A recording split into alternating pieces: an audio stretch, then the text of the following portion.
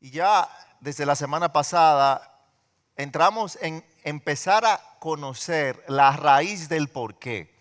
Y vimos el ejemplo de Ageo, donde el pueblo de Dios se acostumbró a postergar la obediencia a Dios y cómo el Señor los confrontó. Hoy yo quiero que veamos otra raíz que es sumamente importante y es ayudarnos a formar nuestro pensamiento. ¿Qué tan bien está mi pensamiento en cuanto al Evangelio y de dónde salen mis acciones? El título del sermón de hoy es Un Evangelio reducido, produce cristianos reducidos. Está basado en Gálatas capítulo 1, yo puse desde el versículo 6 al versículo 9, pero vamos a estar centrados principalmente en el versículo 6.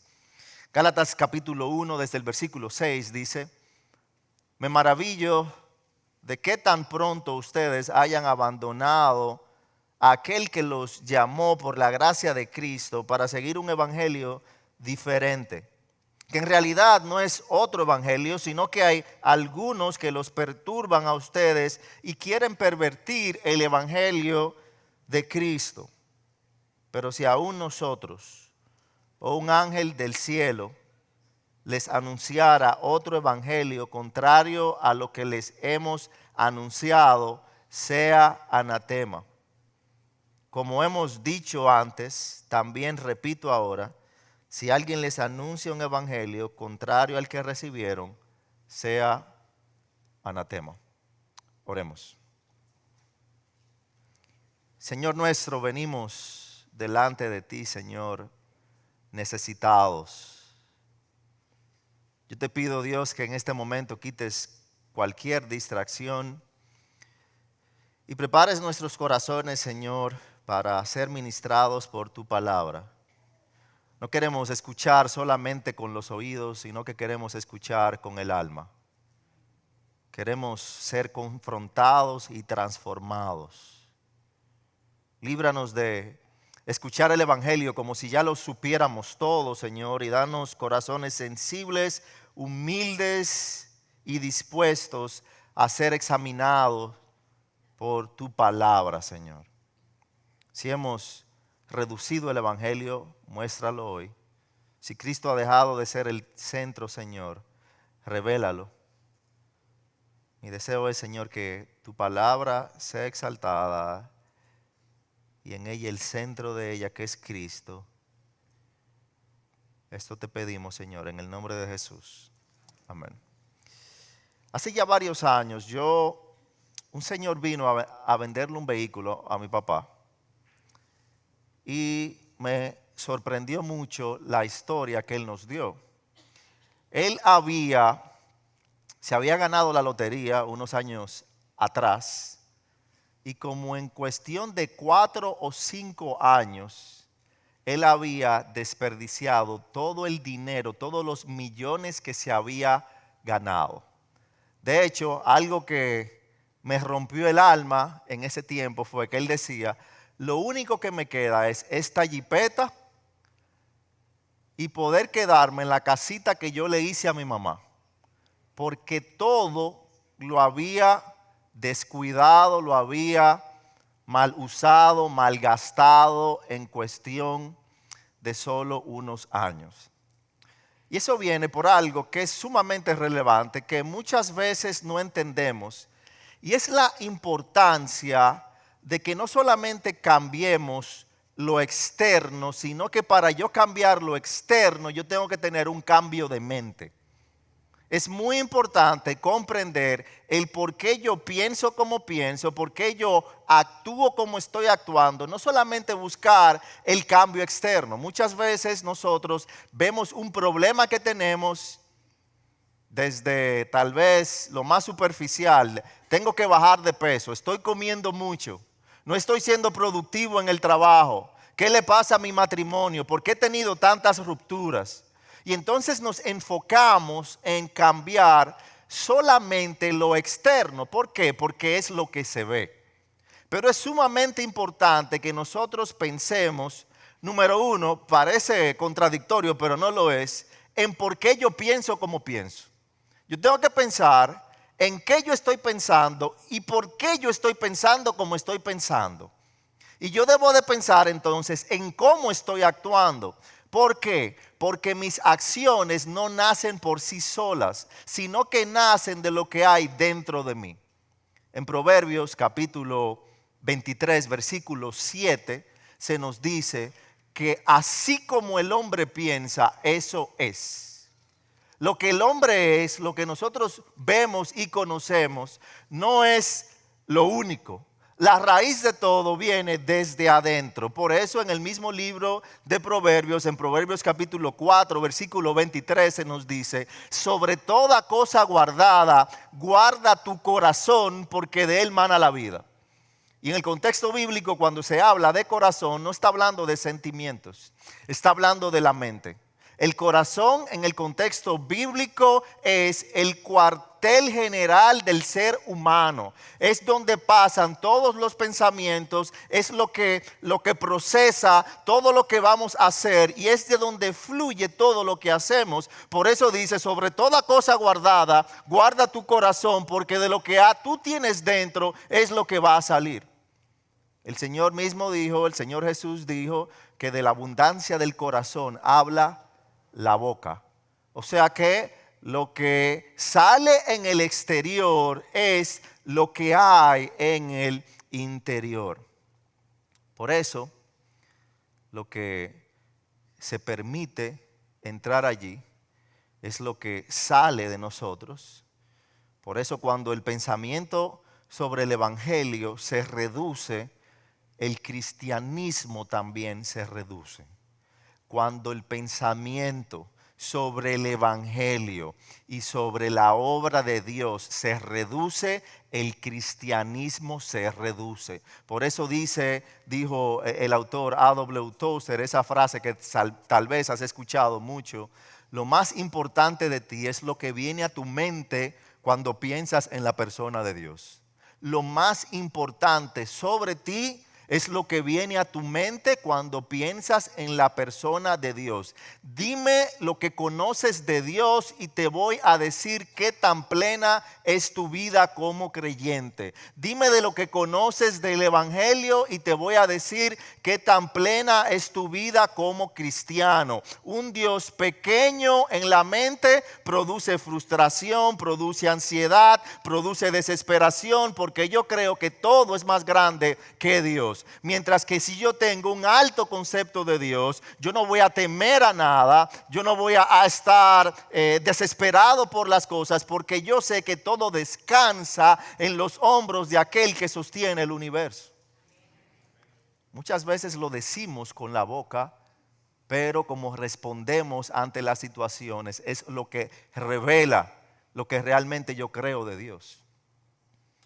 Y el Evangelio no se queda atrás, porque el Evangelio es el plan de Dios para salvación. El poder de Dios se ve revelado en el Evangelio. Es poder de Dios para salvación, dice Pablo a los romanos.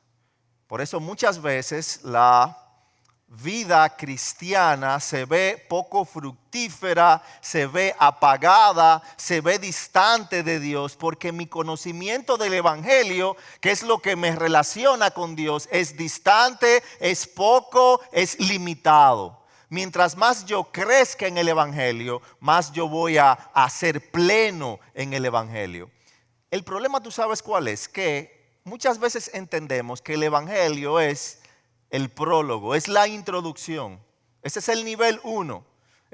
Conocer el Evangelio es el 101. La materia 101 de la vida cristiana, muchos creen. Y entonces, como ya yo conozco el Evangelio, yo voy a cosas mayores y cosas mejores. Eso se queda atrás. Pero la realidad es que en la vida cristiana el Evangelio es la raíz, el Evangelio es el centro, es el fundamento, es todo lo que debe arroparnos, no importa cuánto tiempo tú tengas como creyente. Este es el peligro del status quo cristiano. Un conocimiento bajo del Evangelio. No negar el evangelio abiertamente, sino redefinirlo silenciosamente hasta que ya no transforme el corazón. El autor, Tim Keller, hablando sobre esa realidad, dice: el problema no es solo que el evangelio sea rechazado, sino que es asumido sin ser comprendido. No es que es rechazado el problema solamente, es que es asumido sin ser comprendido. Yo no lo comprendo del todo, pero yo me monto en la ola y entonces cuando vienen problemas, cuando ya emocionalmente no tengo ese primer amor que yo decía tener, ya yo no sé qué hacer.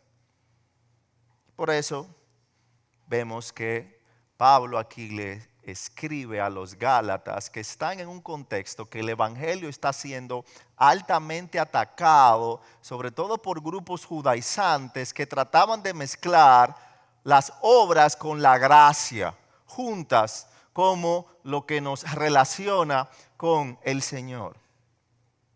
Pablo ve ese ataque directo al evangelio en esta iglesia que él había plantado, en esta iglesia de la cual él era padre espiritual, por la cual él estaba preocupado. Él no estaba allí, él no podía esperar más. Él tenía que escribirles por el gran problema que los asediaba. Hay algo que debemos entender con absoluta claridad esta mañana. El problema de Gálatas, por el ataque que tenían y la perversión al evangelio, no era doctrinal solamente, era funcional. Y es lo mismo con nosotros. Cuando el evangelio no es comprendido ni tomado como lo que es, el problema no es solamente doctrinal, el problema es funcional, pues nos lleva a vivir, a actuar, a responder de una manera inadecuada. Cristo no había dejado de ser mencionado en los Gálatas, pero había dejado de ser central. Y cuando Cristo deja de ser central, algo profundo ocurre en el alma. El cristianismo sigue operando externamente, pero internamente nos sentimos muertos. No vemos que hay vida, sé que hay algo mal, pero como estoy actuando externamente, pienso que yo mismo puedo como jumpearme. Ustedes ven los vehículos cuando se le va la electricidad, que no prenden, que buscamos un jumper o buscamos otro vehículo que... Entonces yo pienso que por las acciones, por ir, por asistir, por hacer, yo voy a poder jumpearme espiritualmente. Puedes seguir asistiendo a la iglesia, puedes seguir sirviendo, puedes seguir cantando, puedes seguir congregándote y aún así dejar que el Señor no sea el centro de tu vida. Y si no hay un encuentro real con Él, según lo que Él revela en su palabra, si no tienes un conocimiento elevado de Él, según lo que Él revela en su palabra, de su persona, de su actuar, de su plan, entonces no vas a poder salir de esa situación. Por eso yo quiero que veamos un punto central. Hoy vamos a ver solamente un punto central. Yo voy a dar varias observaciones de ese punto, pero es esto, y es el título del sermón: un evangelio reducido inevitablemente produce cristianos reducidos. Un evangelio reducido inevitablemente produce cristianos reducidos. Mira Gálatas capítulo 1, versículo 6, Pablo empieza con ataque como si fuera guerrero. Me maravillo de que tan pronto ustedes hayan abandonado a aquel que los llamó por la gracia de Cristo para seguir un evangelio diferente. Pablo introduce esta carta de una manera inusual. Él suele introducir con elogios, con saludos, pero él introduce aquí como un padre que está decepcionado, que tiene dolor, que tiene decepción. En el original la palabra que usa, me maravillo, no es un cumplido. Él está totalmente frustrado con los Gálatas por cómo habían dejado entrar un mensaje pervertido dentro de la iglesia. La preocupación de Pablo no era por el ataque externo, aunque había un ataque externo en contra de la iglesia. Su preocupación mayor era el ataque interno, de cómo habían dejado meter dentro de la iglesia un mensaje que no era el mensaje que habían recibido.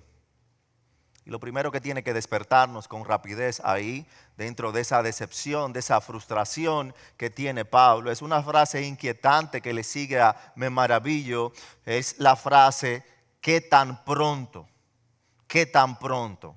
No le está hablando a una iglesia que llevaba décadas deteriorándose, sino a creyentes que hace muy poco habían escuchado el mensaje puro del Evangelio de primera mano con el apóstol Pablo. Eso nos da una primera observación ahí del texto, y es que la distancia entre la claridad y la confusión es peligrosamente cerca. La distancia entre la claridad y la frustración es peligrosamente cerca o corta. No hace falta generaciones para que el error se infiltre. Solo hace falta un descuido. Un creyente puede empezar con pasión, con fuego interior y puede terminar viviendo de una pura rutina de la cual no sabe salir. El estancamiento no se toma su tiempo, sino que se instala en el momento en que dejamos de vigilar el centro. Recuerda la frase de Jeremías, el corazón es engañoso. Es engañoso el corazón. Pero yo soy cristiano, ya yo tengo un nuevo corazón. Sí, el Señor está obrando en ti. Tú tienes una santidad que es progresiva. Tú tienes una nueva posición de rectitud delante de Dios. La rectitud de Cristo es pasada a ti en el momento de salvación, pero hay algo que es progresivo y es la santificación. Y lo sabemos, por más santo que tú digas que eres, todos somos pecadores, todos tenemos pensamientos pecaminosos. Tenemos un corazón que persiste en nosotros, que está siendo transformado por el poder del Evangelio, por la administración del Espíritu Santo. Nos está renovando, el Señor está perfeccionando su obra, pero somos pecadores. Y ese corazón engañoso continuamente, aunque conozcamos mucha teología, aunque tengamos muchos años en la fe, continuamente me va a llevar, me va a guiar a dudar de mi fe, a que mi fe sea redefinida, a que yo trate de escribir mi propia teología fuera de lo que Dios ha revelado. Y ahí, entonces, viene el peligro, viene el peligro. Observa cómo Pablo lo dice aquí, me maravillo de que tan pronto ustedes hayan abandonado. Esa frase ahí traducida, abandonado, no habla de negar algo, no habla de irse totalmente de algo. Habla de estar externamente, pero internamente estar muerto, no tener relación. Y te lo puedo ilustrar con algo que muchas veces se conoce. Es como un matrimonio que siguen viviendo en la misma casa, pero ya no funcionan como matrimonio. ¿Ok? Una esposa y un esposo que legalmente están casados, seguimos viviendo en la misma casa, a veces durmiendo en la misma cama, pero tenemos años distanciados emocionalmente. Ese se han desplazado ahí, habla de eso, un distanciamiento emocional. No que habían dejado la fe, no que habían negado la fe, sino que internamente se habían desplazado del Evangelio de Dios puro, del que habían conocido de parte que había sido predicado a ellos por el apóstol Pablo. Eso nos da una segunda observación. La primera, la distancia entre la claridad y la confusión es peligrosamente corta. La segunda, el desvío espiritual casi nunca comienza con herejía abierta. Comienza con desplazamientos imperceptibles. El desvío espiritual nunca va a comenzar con pensar, yo no creo en Dios. Yo niego tal cosa. Voy a dejar la congregación de los santos, no lo voy a hacer. No empieza así. Empieza con un desvío casi imperceptible que no lo voy notando poco a poco. Poco a poco voy cambiando mi manera de pensar y poco a poco me voy apartando. Lo mismo que en una relación matrimonial. Ese desvío no empieza de un día para otro. empezó cuando empecé a hablar con quien no debía hablar, a mirar lo que no debía mirar, a salir en sitios que no debía estar. Y poco a poco ya me fui moviendo, un paso a la vez. Para tú correr o caminar 10 kilómetros, tú vas un paso a la vez. Eso pasa con el desplazamiento espiritual. ¿Qué son esos desplazamientos imperceptibles?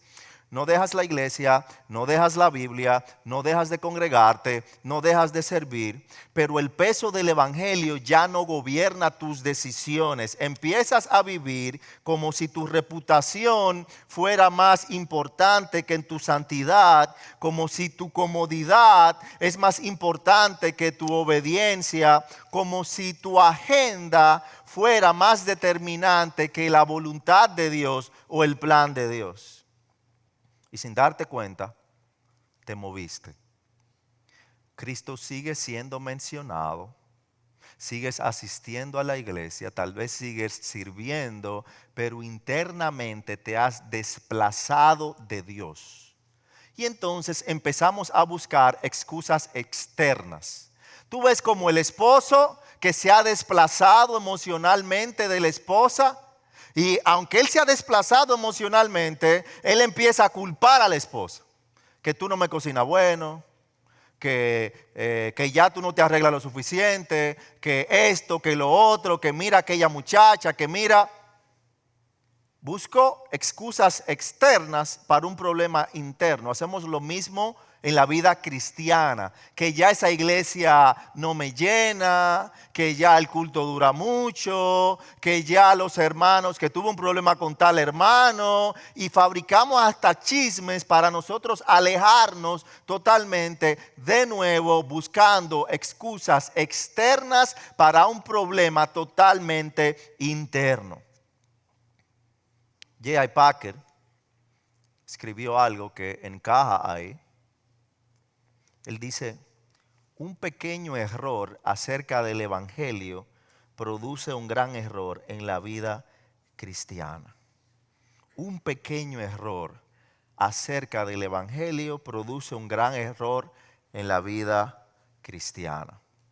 Hay una escena en las escrituras que nos ilustra esto perfectamente. Y es lo que Jesús mismo le dice a una iglesia, y te invito a que vayas a Apocalipsis capítulo 2. En Apocalipsis capítulo 2 tenemos ahí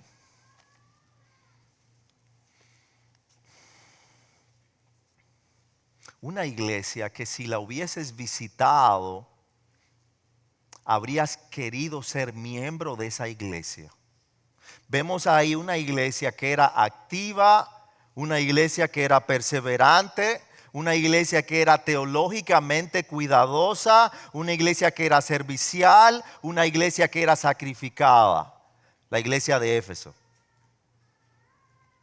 Señor Jesús le dice en Apocalipsis capítulo 2, desde el versículo 2, yo conozco tus obras, tu fatiga y tu perseverancia, y que no puedes soportar a los malos, y has sometido a prueba a los que se dicen ser apóstoles y no lo son, y los has hallado mentirosos.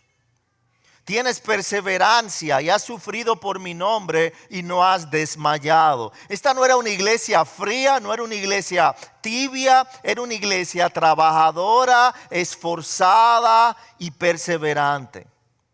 Y sin embargo, a pesar de todos esos elogios que el Señor les dice ahí en los versículos 2 y 3, mira lo que dice en el versículo 4. Pero tengo algo contra ti. Ese pero ahí lo cambia todo.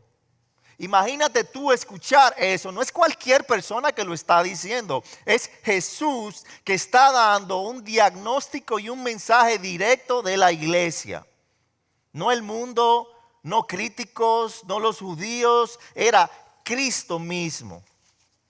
¿Qué es lo que tiene contra ellos? Mira todo lo que hicieron, que es bueno, admirable, y que yo creo que cualquier iglesia quisiera ser así, con lo que se ha descrito en los versículos 2 y 3. Pero Él tiene contra ellos lo más importante. has dejado tu primer amor. No les dice, se rebelaron. No les dice, negaste la fe. No les dice, volviste a ser pagana. Dice, han dejado, has dejado. ¿Tú sabes qué es eso? Eso es el desplazamiento que Pablo está describiendo en Gálatas capítulo 1, versículo 6. Eso es lo mismo que Pablo está viendo en los Gálatas. Una iglesia puede estar activa y ya no estar cerrada, centrada. Puede estar defendiendo doctrina correcta mientras el evangelio no tiene un peso funcional en ellos. Éfeso no abandonó el cristianismo, aprendió a funcionar dentro de él con el corazón desplazado. Porque la religión hace eso. La religión es nuestra respuesta a la revelación de Dios. La religión no es mala, nosotros la volvemos mala. Es nuestra respuesta a lo que Dios nos ha revelado. Pero por nuestro corazón engañoso, nosotros solemos tratar de controlar lo que Dios ha revelado. Tratar de controlarlo a nuestra comodidad, a nuestro pensamiento, a nuestros deseos, a nuestras pasiones. Ese es el primer amor del que nos habla Apocalipsis capítulo 2. Se refiere a la respuesta a nuestra devoción, a la revelación de Dios que involucra, que requiere devoción inicial, profunda y centrada en Cristo. Que caracteriza a un creyente cuando ha sido transformado por el Evangelio. Es el amor que nace cuando alguien entiende que ha sido salvo por pura gracia, no lo merezco, que el Dios Santo, Todopoderoso se ha acercado y me ha dado una nueva vida en Él. Y fíjate algo para que entiendas de qué se trata la vida cristiana. Vuelve al libro de Gálatas. Nosotros solemos describir la vida cristiana con cosas que hacer. Con donde yo voy, con lo que yo hago, con mis obras. Pero mira lo que Pablo les dice, volvemos a Gálatas capítulo 1, versículo 6. Me maravillo de que tan pronto hayan abandonado. Les dice que hayan abandonado el mensaje. ¿No? Que hayan abandonado la iglesia. No. Que hayan abandonado la rutina. No. Me maravillo de que tan pronto hayan abandonado a aquel que los llamó. El cristianismo se trata de una relación con una persona que es Jesucristo. Y mi relación con esa persona que es Cristo es de donde fluye todo lo que yo hago, no al revés. Eso lo cambia todo ahí. Eso lo cambia todo. Porque el cristianismo no es en esencia solo un sistema de ideas correctas. No es una lista de cosas que hacer. No es simplemente un estándar moral al que debo ajustarme. Nosotros lo ponemos así. Eso me lleva a una observación número 3. Y es que el cristianismo es una relación viva con Cristo. El cristianismo es una relación viva con Cristo. De eso se trata el cristianismo. Eso suena muy simple, pero ahí es donde más nosotros fallamos, en saber que se trata de una relación viva con mi Señor y Salvador Jesucristo. Es haber sido llamado por Él, es caminar con Él, es depender de Él, es amarle a Él. Por eso nos llamamos cristianos, somos como Cristo. Pero con el tiempo es tan fácil y tan sutil sustituir la relación con Jesucristo y reducirla a comportamientos externos y olvidarme que en el centro hay una relación. Es como yo explicaba la semana pasada, continuando usando la analogía del matrimonio. Un matrimonio en el fundamento, en la base, es la relación entre los cónyuges, entre el esposo y la esposa. Que un esposo provea, que un esposo proteja, que saque a su esposa a salir una o varias veces en la semana o durante el mes. Todo eso fluye de su relación con ella. Si el esposo no habita contigo, si no está contigo, si no se interesa por ti, si no hay un deseo, una relación personal, aunque él te deposite todos los meses, aunque él se aparezca de vez en cuando en la casa, tú no te vas a sentir contenta. Esa relación no va a ser una relación sana ni plena. Pues eso es lo mismo que hacemos con Dios. Ofrendamos a veces, vamos a la iglesia una vez o tal vez 2 veces por semana. Digo en ciertos círculos, en otros no, que soy cristiano y tengo una Biblia que saco el día que voy a la iglesia. O tal vez hago un devocional de unos minutos en la mañana. Y con eso entiendo que limpio mi conciencia y yo soy cristiano. Pero ¿por qué te sientes muerto internamente? Todo eso es bueno, ir a la iglesia, leer la Biblia, todo eso es bueno. Pero si no tienes una relación de dependencia con Dios, si tu vida de oración es una repetición, Señor, gracias por este día, y no eres genuino con tu Dios. ¿Por qué te duermes? ¿Por qué te cansas cuando oras? ¿Por qué te duelen las rodillas al minuto de arrodillarte si lo haces? Porque tienes una rutina. Estamos replicando el mismo error que tuvo la Iglesia Católica y por lo cual se fue a la oscuridad. Repetir, repetir, repetir, liturgia, sin relación. Cuando yo lo vuelvo real y personal, cuando yo puedo ser honesto con mi Dios, cuando yo lo busco para deleitarme en Él, no para que me bendiga con lo que yo quiera. Cuando yo tengo contentamiento con el plato que Él ha puesto sobre mi mesa. Cuando yo soy íntegro por amor a Dios sobre todo, ahí la relación es real. Déjame hablarte con honestidad por un momento. Déjame preguntarte para que seas honesto contigo mismo. ¿Será que te has alejado de Cristo? ¿Será que ese vacío que sientes internamente no es por lo exterior, sino porque tú has permeado en tu relación con Jesucristo? No de la iglesia, no de la doctrina, no de la familia, de Cristo, de tu Señor y Salvador Jesucristo. ¿Será que ese vacío que sientes no es existencial, sino espiritual? Ese momento en que vienes a la iglesia y no sientes nada, que cantas, que escuchas, que sirves, pero por dentro todo se siente plano y frío como un iceberg. Tal vez no es cansancio solamente. Tal vez no es estrés solamente. Tal vez no es que estás muy ocupado solamente. Tal vez es distancia. Distancia de tu Señor. Porque es posible mantener la rutina cristiana mientras el corazón se sigue enfriando. Y tal vez, sin darte cuenta, has construido tu cristianismo en cosas por hacer más que en una persona con quien debo ser. Por eso lees, pero no te encuentras en Él. Por eso sirves, pero no dependes de Él. Por eso oras, pero no esperas en Él.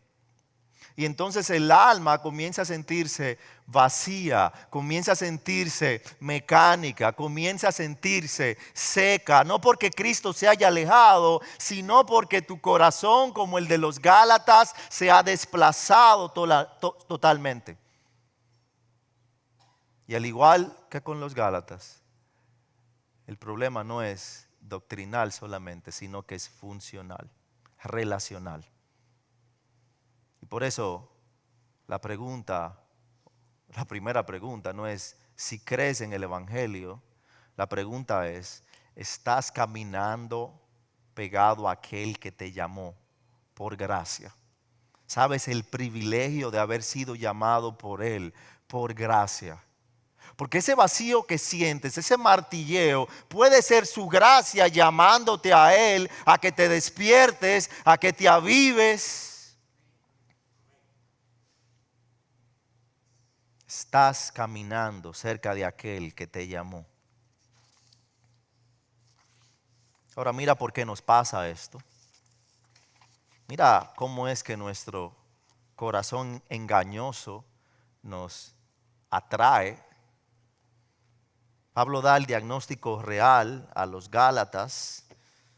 Gálatas 1, versículo 6, me maravillo de que tan pronto ustedes hayan abandonado a aquel que los llamó por la gracia de Cristo para seguir un evangelio diferente. Así es que somos tentados con un evangelio diferente. Y cuando Pablo utiliza dos palabras aquí en el 6 utiliza un diferente, en el 7 utiliza también un término que se traduce aquí como diferente, pero en realidad son dos palabras distintas que él utiliza en griego. La primera palabra traducida como diferente en el versículo 6 habla de heteros. Algo que parece similar, pero que cambia en naturaleza.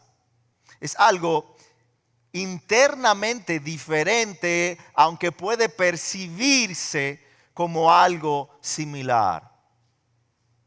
El verbo seguir aquí se usaba para referirse a soldados que desertaban el ejército, para personajes políticos, personalidades políticas que cambiaban de un partido a otro, que trasladaban la fidelidad, el pacto que habían hecho, la lealtad que tenían hacia algo. Pablo no ve esto como una confusión teológica menor, lo ve como una deserción espiritual. No solamente estaban aceptando nuevas ideas, están cambiando la base de confianza que tenían delante de Dios. Y luego añade algo teológicamente devastador en el versículo 7, que en realidad no es otro evangelio, no es un evangelio diferente porque no hay otro. Eso nos da una cuarta observación. Un evangelio diferente no es otro evangelio, es abandonar la gracia en silencio. Un evangelio diferente no es otro evangelio, es abandonar la gracia en silencio. Lo que hacemos es reducir el evangelio. Y ahí es que somos tentados. Cambiamos el evangelio, lo estructuramos a nuestros deseos, a mi contexto, a cómo yo puedo recibirlo. Lo cambio totalmente para no sentirme mal como que lo estoy rechazando, pero también para sentirme que yo estoy siguiendo el evangelio, que no es el evangelio real, sino que es el evangelio de mi imaginación. En el caso de Galacia, el evangelio no fue reemplazado por ateísmo, no fueron guiados a adorar dioses falsos, sino que fue ajustado, se le añadieron elementos. Sí, la salvación es por gracia, les decían a ellos, pero tienen que circuncidarse. Si no lo hacen, que es algo del contexto judío que el Señor le mandó a Abraham, y que ellos entendían algo que ni siquiera funcionó así con Abraham. Porque Abraham, se nos dice en Génesis capítulo 15, que fue justificado por la fe. Él creyó y le fue contado por justicia, se nos dice acerca de Abraham en Génesis. Pero los judaizantes querían meter en la iglesia a los Gálatas que necesitaban, sí, sigan a Jesús, pero también deben hacer esto para ser aprobados por Dios. Y el cristianismo no dice eso. La salvación es enteramente por gracia, no por obras para que nadie se gloríe. La salvación nos lleva a vivir de una manera, eso es diferente. La salvación me lleva a responder, a comportarme de una manera, pero no es mi comportamiento que gana la aprobación de Dios.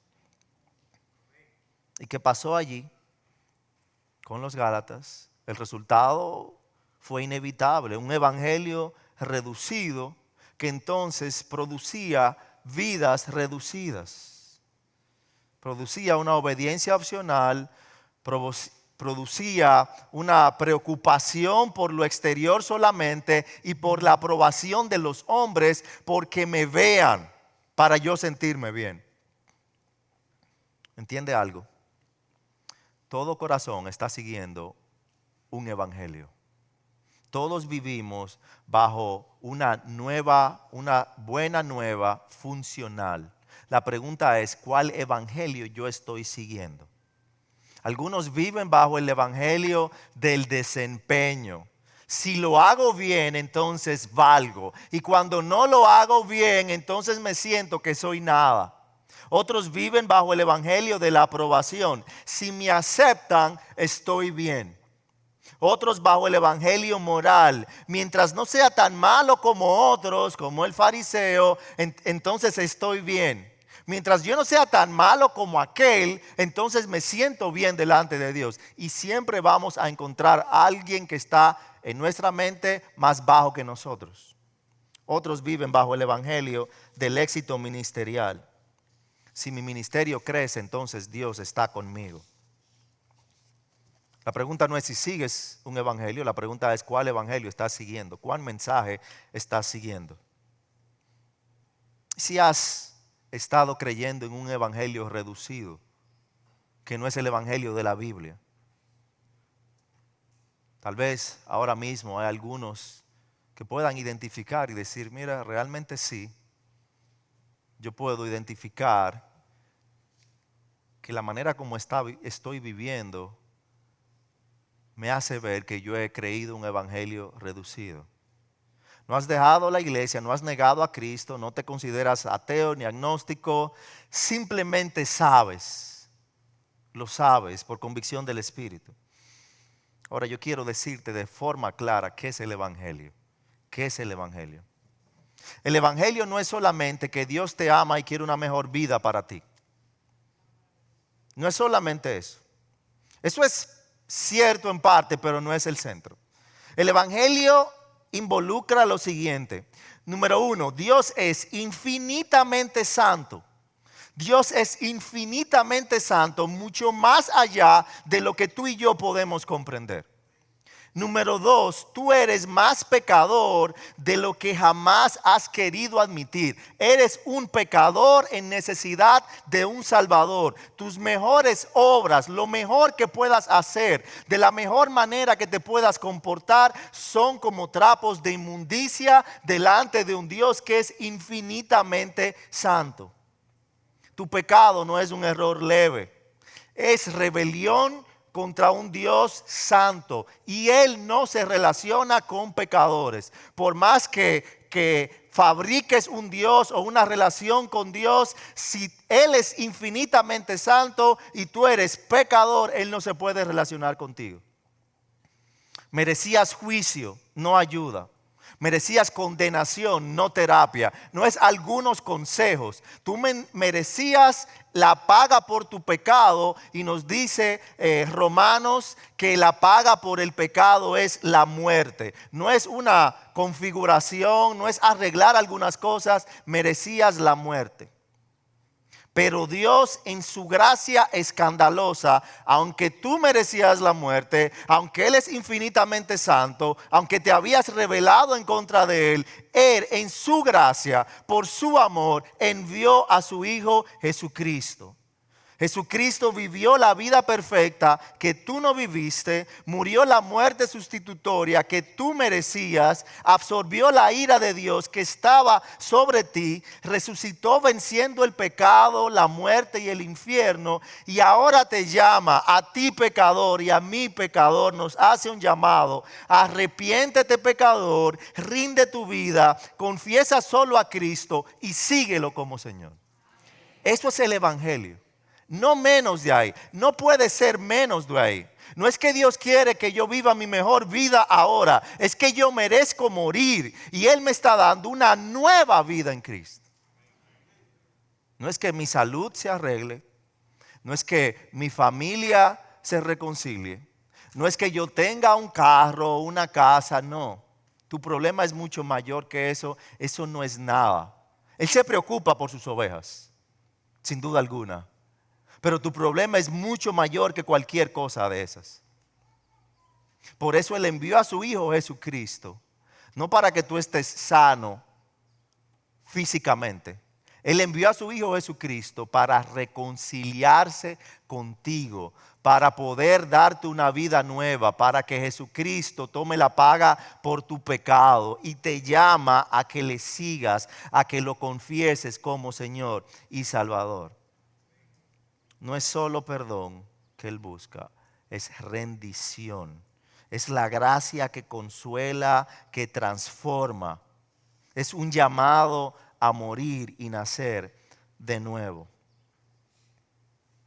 Y ahí viene entonces la pregunta para ti, mi hermano, no es solamente para no creyentes, es para todos. ¿Ese es el evangelio que has estado creyendo o has estado viviendo una versión reducida? Ese es el evangelio que has estado creyendo.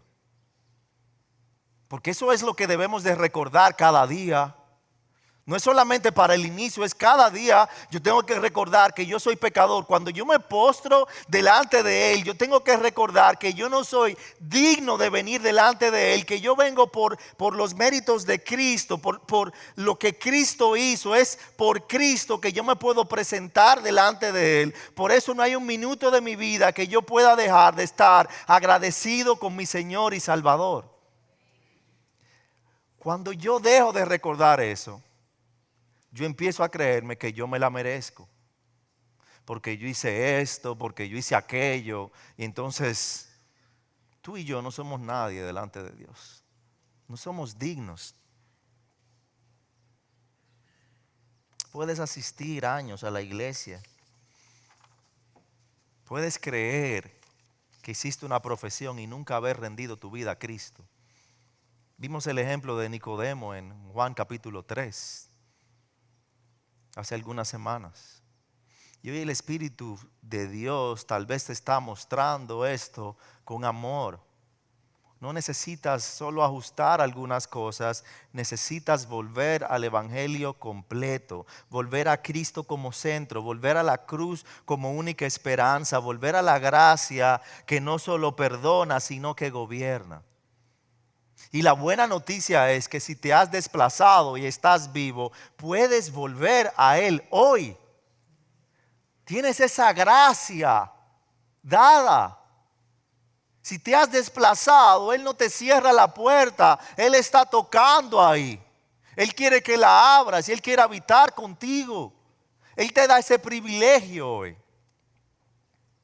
Por eso no vuelvas, no vengas a Él con excusas. Ven a Él con arrepentimiento. Porque un evangelio completo produce una vida rendida totalmente a Él. Ahí te pregunto de nuevo, ¿estás viviendo bajo el verdadero evangelio o bajo uno reducido que nunca tuvo poder para transformar tu vida? ¿Estás viviendo bajo el verdadero evangelio o bajo uno reducido que nunca tuvo el poder para transformarte? Y antes de terminar, quiero ayudarte un poco más. Si aún no lo ves, quiero ayudarte a identificar tal vez dónde, en qué parte estás viviendo un evangelio no genuino ni real. Y te voy a dar al concluir 4 pruebas de Cristo y su evangelio. 4 pruebas de que Cristo y su evangelio ya no son el centro de tu vida. 4 pruebas de que Cristo y su evangelio ya no son el centro de tu vida. Número 1, Cristo no está dirigiendo tus decisiones diarias. Cristo no está dirigiendo tus decisiones diarias. Sabes lo que es correcto, Puedes explicarlo, puedes enseñarlo, puedes defenderlo, pero al momento de decidir, sigues decidiendo por tus conveniencias, por tus preferencias, por tu comodidad o por presión. Sabes que una relación no honra a Dios, pero la mantienes porque te hace sentir bien. Y si me hace sentir bien, entonces está bien. Mentira. Sabes que debes perdonar, pero decides sostener la ofensa, quedarte con el remordimiento, con el rencor, porque tú tienes razón y aquel me ofendió. Sabes que ese negocio o trato no es íntegro, pero lo haces porque es una buena oportunidad, porque estás viendo dinero y el dinero es lo principal en lo cual estás pensando, no tu integridad, no delante de los hombres, sino delante de Dios. Sabes que debes decir la verdad, pero la ajustas y dices una mentira blanca, que es una mentira delante de Dios, para proteger tu reputación. Aquel que ha reducido el evangelio no se pregunta, ¿qué haría Cristo? ¿Qué diría Cristo? Sino que se pregunta, ¿qué es lo que más me conviene? El Señor Jesús dice en Lucas capítulo 6, versículo 46, ¿por qué me llaman Señor, Señor si no hacen lo que yo les digo? No me llamen Señor, Señor si están viviendo de su cuenta. Si yo soy su Señor, yo debo guiar todas sus decisiones, no sus sentimientos. No es cuando yo sienta perdonar, cuando yo sienta hacer, no son los sentimientos, son mis convicciones que deben guiarme. Segunda prueba o evidencia. La obediencia dejó de ser inmediata y se volvió negociable. La obediencia dejó de ser inmediata y se volvió negociable. Se parece a la primera, pero no es lo mismo. Ya no dices no a Dios, solo dices después, postergas. Le dices sí a Dios, pero más adelante. O si tú me das esto, a veces hacemos unas promesas con Dios que son condicionantes para tratar de guiar nosotros a Dios. Si tú me das esto, entonces yo obedezco. ¿Cómo así? Si tú sanas a mi mamá, entonces yo voy a hacer tal cosa. No. ¿Y quién tú te crees? O sea, ¿con quién tú crees que tú estás lidiando? Es con el Dios que es infinitamente santo, que lo tiene todo, que no te necesita, pero en su gracia ha dejado que tú te relaciones con Él. Si me aman, dice Juan 14:15, guarden mis mandamientos. No dice evalúen mis mandamientos, no dice ajusten mis mandamientos, guárdenlos. Número 3, mantienes actividad cristiana sin comunión viva con Cristo. Sigues asistiendo, sigues sirviendo, sigues cantando, pero la pasión se fue. Externamente estás activo, pero internamente estás distante. Recuerda lo que Jesús le dijo a Éfeso: tengo esto contra ti, has dejado tu primer amor. No dejaron doctrina, no dejaron ministerio, no dejaron activismo, dejaron el primer amor, la relación personal e íntima con Jesús.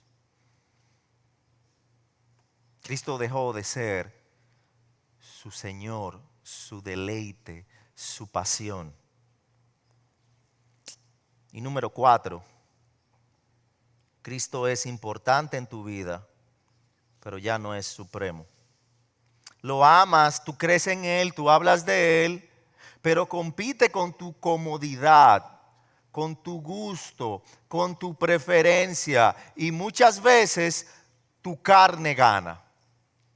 Mi preferencia, mis gustos, mis emociones ganan porque compiten con el Señor. En Mateo 6:33, Señor Jesús dice: busquen primeramente el reino de Dios y su justicia. No dice agrégalo, no dice inclúyelo, dice búscalo sobre cualquier otra cosa. Cristo no vino a competir con algo en tu vida. Él vino a ser el todo. Y Él pide ser el todo en tu vida o nada. Es todo o nada. No hay término medio. ¿Será que esto te describe a ti? Y que estás tan cegado por tu necedad que sigues actuando así, pero te sientes bien. Necesitas cambiar desde adentro. Necesitas pensar, ¿por qué estoy pensando como estoy pensando? ¿Por qué me estoy sintiendo bien haciendo algo que no le agrada a Dios? ¿Por qué yo sé que el Señor prohíbe esto? ¿Por qué yo sé que el Señor no se complace en esto, pero yo me sigo deleitando en eso? ¿Por qué yo sigo viendo cosas que van contrarias a la palabra de Dios y me sigo riendo como los de afuera, como si nada? ¿Por qué yo sigo persiguiendo los mismos deleites de influencers y youtubers que yo veo, que no tienen nada que ver con el evangelio, que están tratando de ganarse al mundo y eso es lo mismo que yo estoy tratando de ganarme? ¿Por qué yo estoy pensando así? Me estoy deleitando en eso. Y luego, ¿por qué estoy actuando entonces? Necesitamos pensar en cómo pensamos y que eso nos lleve a ver cómo actuamos y que eso nos lleve a cambiar nuestro pensamiento, no con nuestras emociones, sino con lo que Dios ha revelado en su palabra.